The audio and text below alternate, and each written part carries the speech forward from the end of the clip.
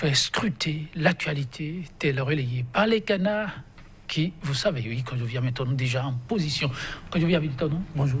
Bonjour Joël Tonji, bonjour également à nos amis téléspectateurs.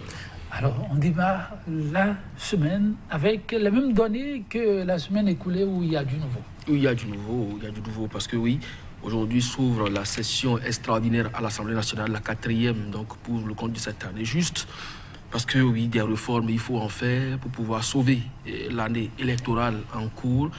Et là-dessus, oui, les regards sont donc tournés vers l'Assemblée nationale. Mais il y a ceux qui voient plus loin, qui se mobilisent déjà pour ces élections à venir. Le parti USL, par exemple, qui a rencontré ses militants dans la 15e circonscription électorale, un peu comme pour se jauger. Et là, il y avait du monde, un peu comme pour démontrer la popularité du président d'honneur de ce parti-là, Sébastien Germain Adjavon. Sans oublier que, oui, en 2021, il y a forcément une alternance qui profile donc à l'horizon.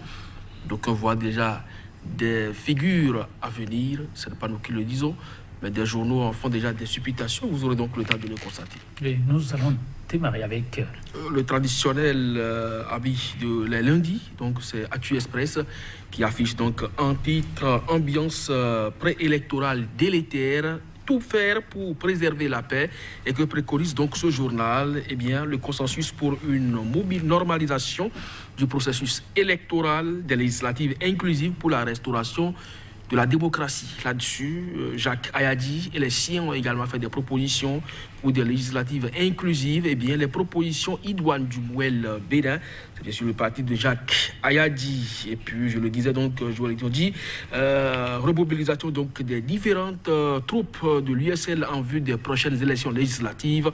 La 15e circonscription se renouvelle son engagement à l'idéologie sociale libérale.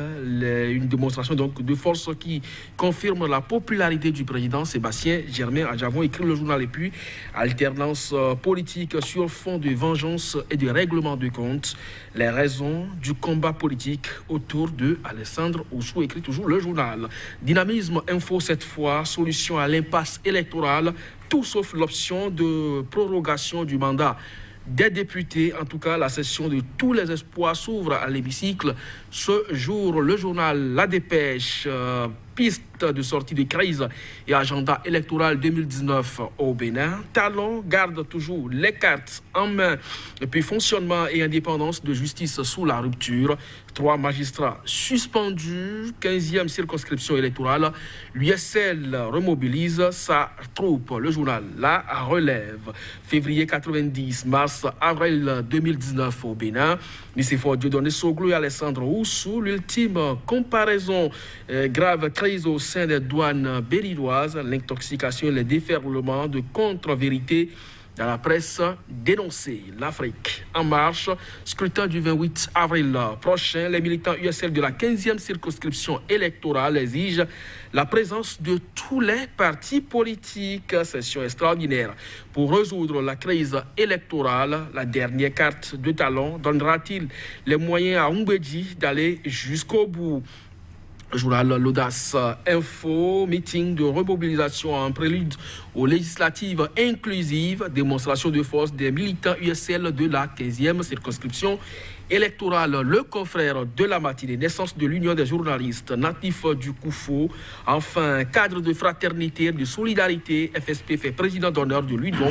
Adrien Dikpator, président élu. Et puis, parlant donc toujours de ces législatives à venir pour une sortie de l'impasse électorale, les députés se penchent sur les propositions de loi pour des législatives inclusives. Ce jour, crise préélectorale au Bénin. Maître Kato Atita considère le détour à l'Assemblée nationale comme du leurre. Le nouvel observateur. Allô, Assemblée nationale, le Bénin est à l'écoute. La plénière de tous les espoirs s'ouvre ce jour. Et puis au chevet du Bénin politiquement malade se porte la diaspora au tribunal de la justice. 3 magistrats attendent d'être fixés sur leur sort. Le pays émergent cette fois, mobilisation en vue des législatives à venir.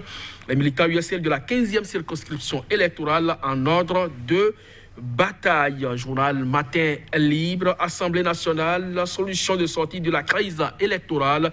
La plénière de ce jour s'annonce houleuse. Quelle chance pour l'adoption des propositions. La lourde responsabilité du BMP, peu mouvement d'humeur à la prison civile de Misrété, des menaces de poursuites judiciaires contre des meneurs et puis une des journalistes natifs du Koufo. Adrien Tipator préside un bureau de 12 membres. Point média pour terminer. L'auteur, en tout cas, ce qu'aurait fait Tiando s'il voulait vraiment bien faire son travail en tant que président de la Sénat. Et puis, mouvement de destruction des partis politiques depuis avril 2016. Le Bénin retourne au parti unique. C'est une interrogation. Le PRPB inspire-t-il Patrice Talon? Et puis, toujours parlant donc de la mobilisation à la base pour les législatives prochaines, Joël Adjavon galvanise la troupe dans la 15e circonscription électorale. Joël Yetonji. Merci Kodjovi. Maintenant, nous allons démarrer avec le nouvel observateur avec un titre parlant. Allô, Assemblée nationale, le Bénin est à l'écoute. Oui. C'est bien sûr de cela que nous avons parlé, d'ailleurs à l'entame de cette rubrique de 100% Bénin, quand nous évoquions donc la session de tous les espoirs qui s'ouvre ce matin à l'Assemblée nationale, session extraordinaire, il faut le préciser, au sorti donc de la rencontre que le chef de l'État a eue avec certaines franges de la classe politique nationale. Eh bien, il est demandé qu'on apporte des solutions à la crise préélectorale que traverse le Bénin en vue donc du scrutin d'avril 2019, donc du 28 avril 2019. Et là-dessus, le président de l'Assemblée nationale a convoqué les députés pour ce lundi en vue donc d'apporter des amendements éventuels aux propositions faites par chaque formation politique. Donc effectivement, tout le peuple a le regard tourné vers l'Assemblée nationale. Eh bien, il faut l'appeler au téléphone. Allô, l'Assemblée nationale. Le Bénin, effectivement, est à l'écoute. On attend donc de voir ce que le BMP va apporter comme solution à la crise que nous traversons actuellement, parce que c'est ce BMP, le bloc de la majorité parlementaire, que d'aucuns qualifient de bande de misérables du peuple, qui aujourd'hui a conduit donc le Bénin dans ce gouffre. Il faut donc l'y sortir, et pour y arriver, ça passe donc par cette session extraordinaire. Eh bien, le Bénin est à l'écoute, le peuple est à l'écoute, et tout le monde attend donc du président de l'Assemblée nationale qu'il le conduise d'une dextérité qu'il le faut, donc cette session, pour qu'à la fin, on puisse trouver effectivement une solution à la crise. Oui, vivement qu'on en arrive là, mais pendant ce temps, le Matin Libre est plutôt un peu partagé, et le journal annonce, s'interroge plutôt quelle chance pour l'adoption des propositions, la lourde responsabilité, croit savoir Matin Libre, pour le BMP. Ah oui, c'est plutôt le BMP qui est attendu, je l'ai dit tout à l'heure, je l'ai dit, parce que figurez-vous, c'est quand le chef de l'État a donné son mot d'ordre, eh bien, dans la même salle, il se trouve des députés qui ont commencé à suppiter d'une certaine manière. Alors, le chef de l'État a donné sa parole, il croit devoir véritablement écouter le peuple, mais est-ce que c'est vraiment ce que pensent ces lieutenants? C'est là la grosse interrogation. C'est pourquoi le journal Matin Libre parle de la lourde responsabilité du BMP. S'il persiste, ce bloc-là, dans sa position actuelle, qui est allé donc aux élections avec ces deux mouvements qu'il a pu dégager, à savoir les blocs républicains et progressistes, eh bien c'est donc en porte-à-faux avec la vision du chef de l'État, et lui qui avait déjà dit au cours de cette rencontre avec les acteurs politiques le 5 mars dernier qu'il peut au besoin forcer la main aux siens pour obtenir donc des solutions consensuelles. Eh bien, il revient donc au chef de l'État davantage, un peu comme le journal Le Nouvel Observateur l'a écrit un peu plus tôt, d'appeler de temps en temps le Parlement pour savoir ce qui se passe, pour savoir s'il faut forcer ou pas la main à ces lieutenants. De toutes les façons, c'est une plénière qui s'annonce houleuse. Les députés de la minorité, s'ils étaient effectivement présents à la session, ne voudront donc pas se faire marcher sur les pieds. Ils vont forcément défendre leurs propositions qu'ils ont fait à travers leur formation politique.